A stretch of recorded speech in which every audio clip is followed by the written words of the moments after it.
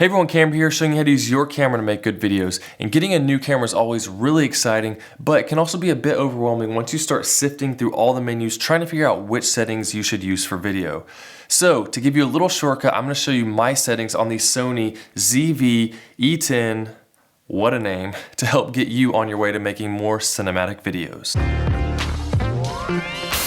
Let's turn on the ZV-E10 and get started here. I'm going to go through all my settings and just expand on the things that need more talking about. So first off, we have all the picture settings, and a lot of these are grayed out because we're in video mode, but if I am in picture mode, this would be raw pictures, and I do the highest quality of everything. So right now it's JPEG because we're in video mode. I have large for the image size, aspect ratio 16:9, because I typically only take thumbnails for my videos, so I want them to be that size. I turn long exposure noise reduction off as well as high ISO noise reduction off because I don't want it doing any of that processing for me. I will do that on my own in post. For lens compensation, I just use auto for all these, so if it detects the type of lens, which all of my lenses are compatible with Sony, then it can make corrections as needed depending on the lens. Next up, we have manual exposure for shooting mode. When I do those drive mode, that's if you want to take faster pictures, multiple pictures, whatever, you can change those types of settings. Interval shooting functions here, that's just for time-lapse stuff, and you go in here and set it up how you want depending on the time-lapse you're doing. Camera set memory, this is an important function here because you can go in and set up to 4 different settings. So for example, right now, you can see I have 4K at 24 frames per second there, but if I wanted to quickly switch over to something like Full HD at 60 frames per second, I can go in and set one of those to one of these memory settings with everything else I want for that setting, and then I can access that quickly without having to go into the menu and changing all of those individual settings. Then we have focus mode, continuous autofocus. I do focus area wide almost all of the time. Focus area limit, you can go in here and change the different settings you want to show up for your options. Face eye autofocus set, I do on, human, auto, on, and on. Then we have autofocus with shutters on, pre-autofocus on. Focus frame color is white for the box that shows up around people.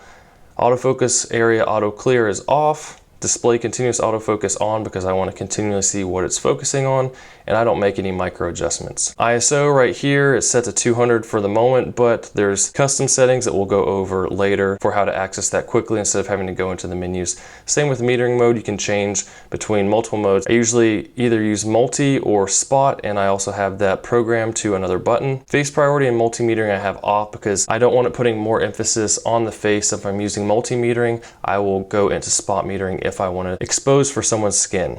Exposure steps are 0.3 steps, which I like, but you can change to half steps if you want. Flash mode, this is all picture settings that I never use. White balance, I'm almost always using Kelvin white balance options here, and a lot of people don't know if you scoot over one more to the right, then you can actually change the colors here as well, but there are also custom modes you can use that if I have more time I will use those. Priority set and auto white balance is standard, but I don't use auto, so it doesn't really matter. Auto high dynamic range I have off because once again I want to do that type of editing myself. Creative style is standard. Picture effect I don't use, but picture profiles I will, which is a nice addition to this camera that the A6100 didn't have, but there are lots of different picture profiles you can use that will give you more options in color grading in post. Soft skin effect I have off. Focus magnifier, these are magnifiers for pictures, so it doesn't really matter, but I have no time limit.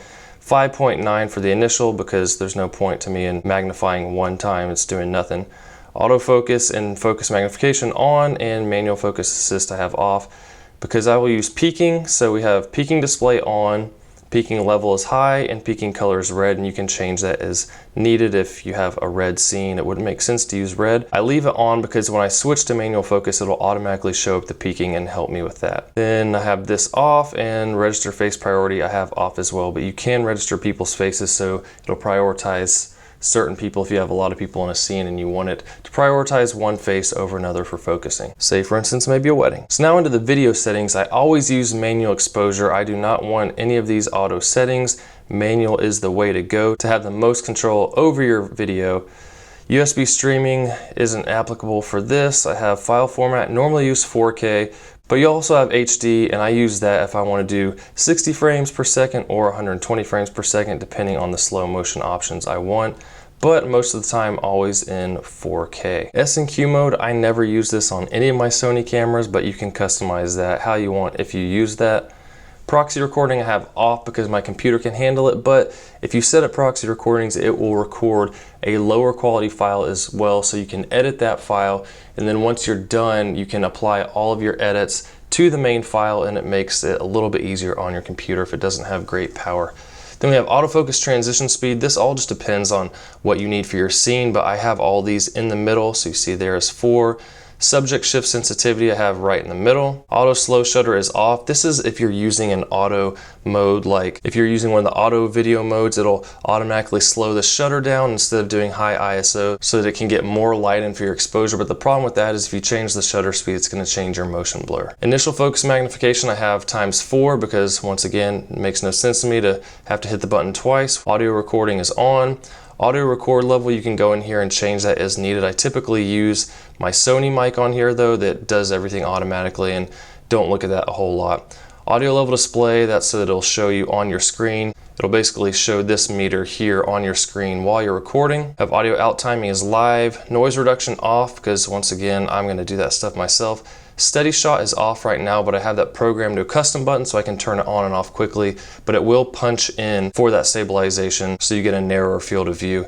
And then steady shot settings, if you don't have a lens that's compatible, like I have my Sony 55 on here, so it's an auto, but if I had a different lens with an adapter, I could go in here and set the focal length, and then it'll stabilize based on that lens focal length. Marker display I have off. If you turn this on, you can go in here and you'll see these lines pop up here. That's a 2:35:1 ratio. So you can frame your shots accordingly and then change the aspect ratio in post if you want. I have that programmed to a custom button we'll cover later.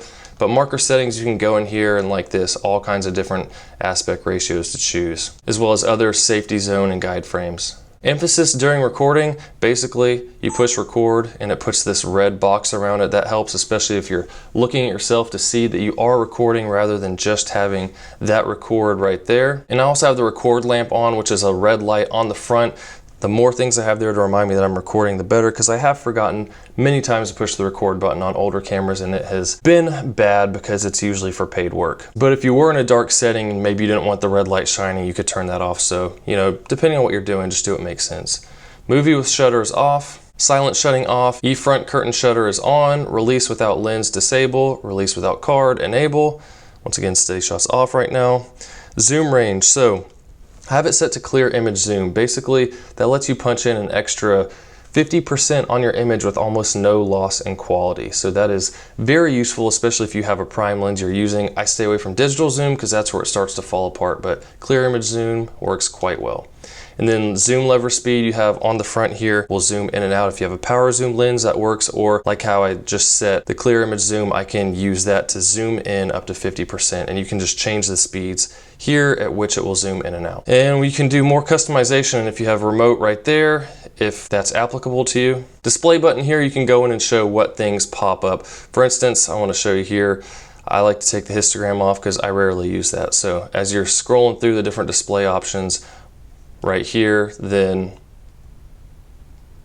you can choose what you want to show up in those menus. Zebra settings I have on and 100%. I'm going to turn that back off because it's usually off, and then I have a button set to that as well so I can access it quickly.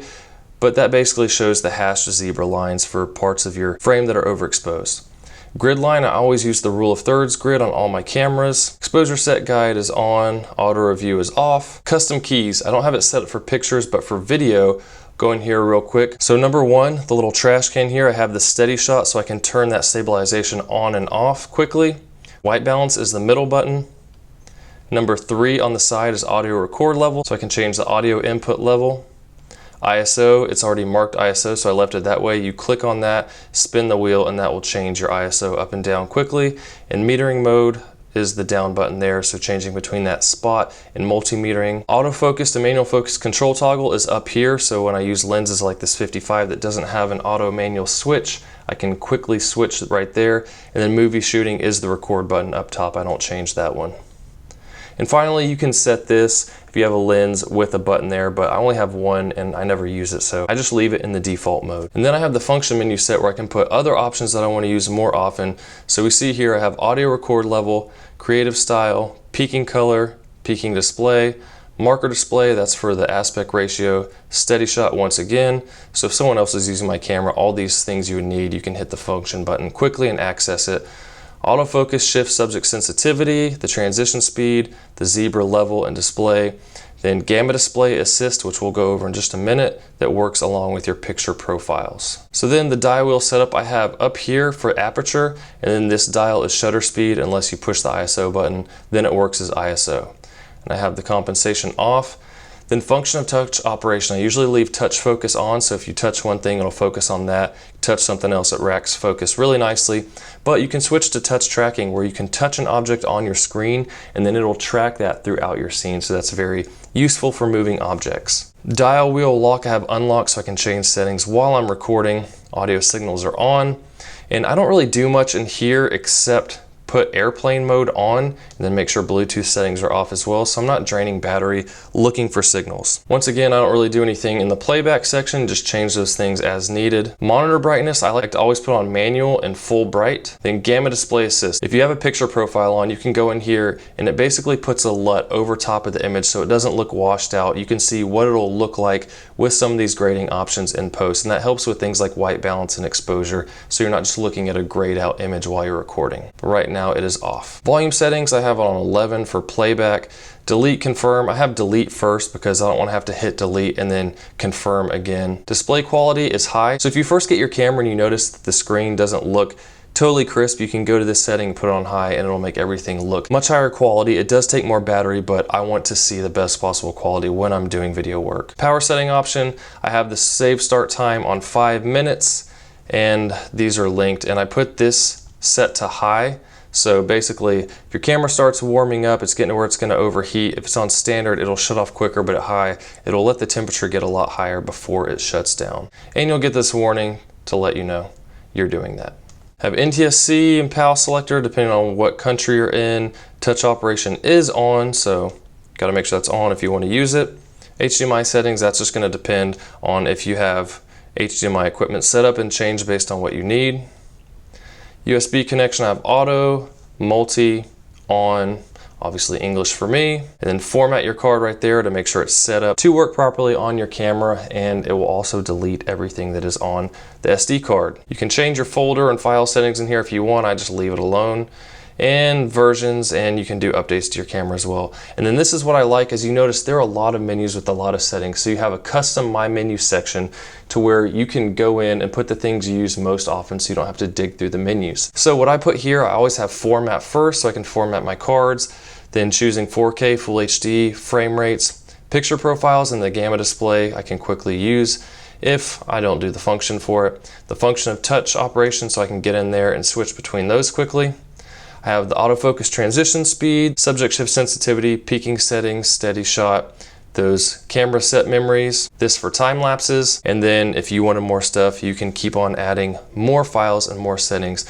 But those are all of my cinematic settings for the Sony ZV-E10. And I want to make it very clear that there is a lot more that goes into making videos look cinematic than just these settings on your camera. However, getting these video settings right is the first step in that process. And I have lots of other videos and playlists on the channel that'll teach you things like lighting, framing, and so much more that'll help you improve in your skills even faster. I also have a private Facebook group, link below, where I and other people can help you answer your questions as you're learning in your filmmaking journey. But if this video is helpful, then please hit that like button, subscribe with the bell for notifications on future videos that will help you out, and I'll see you soon.